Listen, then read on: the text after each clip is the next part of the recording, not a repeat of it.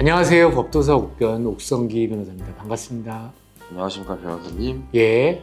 변호사님 현재 지금 형법상 배임죄에 대해서 폐지에 대해 논의를 하고 있는데 이렇게 될 경우 이제 문제점은 어떤 것이 있는지 알려주시면 감사하겠습니다. 배임죄는 그 형법의 일반, 업무상 배임죄, 상법의 특별 배임죄 등으로 나뉘고 그 배임 이득액이 5억 이상일 경우에는 가중처벌이 가능한데 이러한 형법상 배임죄를 없애고 이를 대체할 법을 구상한다는 것이 지금 정부 및 여당의 입장입니다. 이 방안이 실현되면 1953년 형법 제정 때부터 있었던 배임죄가 72년 만에 사라질 수 있습니다. 형법에서 규정되고 있는 타인의 사물을 처리하는 자가 그 임무에 위하는 행위로서 재산상의 이익을 취득하거나 제3자로 하여금 이익을 취득한다고 규정되어 있는데 그 배임죄 혐의에 대해 요건이 추상적이고 적용법에 넓어 기업의 정상적인 경영활동을 위축시킨다는 이유에서입니다. 즉 수사기관이나 그 법원의 자의적 판단에 수사, 재판이 이루어져 기업활동이 저해될 수 있다고 판단하면서 법무부는 배임죄 1심 판례 약 3,300건을 분석해 배임죄를 32개의 유형으로 분류하고 이를 토대로 배임 주체 및 행위 요건을 구체화해 대체 법안을 마련할 예정이라고 합니다. 배임죄 폐지와 관련된 첫 번째 이슈는 업무상 배임죄가 아닌 그 일반 배임죄가 존속되어야 하는지 여부입니다.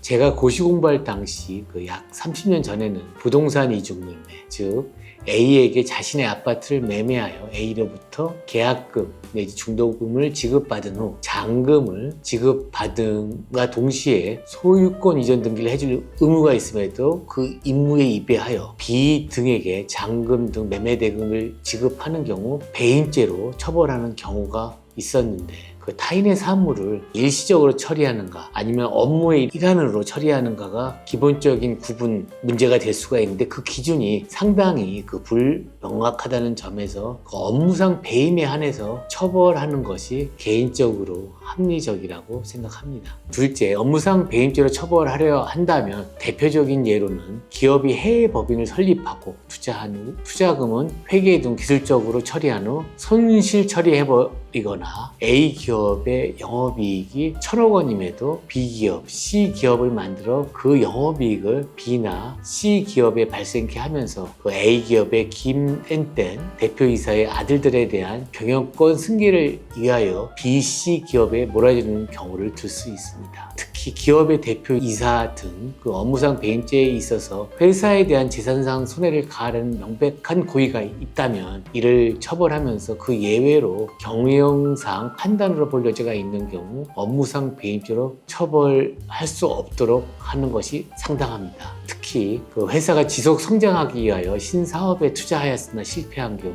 사업이 실패하여 사업 실패 자체를 이유로 회사에 재산상 손해를 가하였다고 보기는 어렵기 때문입니다. 즉 반도체 세계 1등 기업을 이끌어낸 삼성전자의 초기 투자 내지 SK 하이닉스 반도체의 HBM 투자 등 업무상 배임죄에는 단서 조항으로 경영상의 판단에 해당되는 경우는 처벌하지 않는다는 조문을 넣는 등 명백한 고의가 인정되지 않을 경우 경영상의 판단이라는 명문 규정을 두어야 할 것입니다. 경영상의 판단인 경우, 즉 명백한 고의가 있다고 보기 어렵다 라고 명문 규정을 두는 경우 이재명 대통령이 현재 받고 있는 재판 중 대장동 사건은 여전히 업무상 배임죄가 될 수 있겠지만 성남 FC 사건의 경우는 업무상 배임죄로 보기 어렵다는 것이 저 개인적인 생각입니다. 한편 당정은 경미한 규정 위반에도 형사처벌이 남발되는 것이 과도하다는 인식하에 배임죄를 포함한 110개 경제형벌 규정도 함께 손볼 예정이라고 밝혔는데 예를 들어 현행 근로기준법상 사업주가 노동자와 근로계약을 체결하면서 장소 등 단순 명시사항을 적지 않은 경우 벌금 500만 원에 처하게 돼 있지만 이를 폐지하고 과태료 처분으로 전환하거나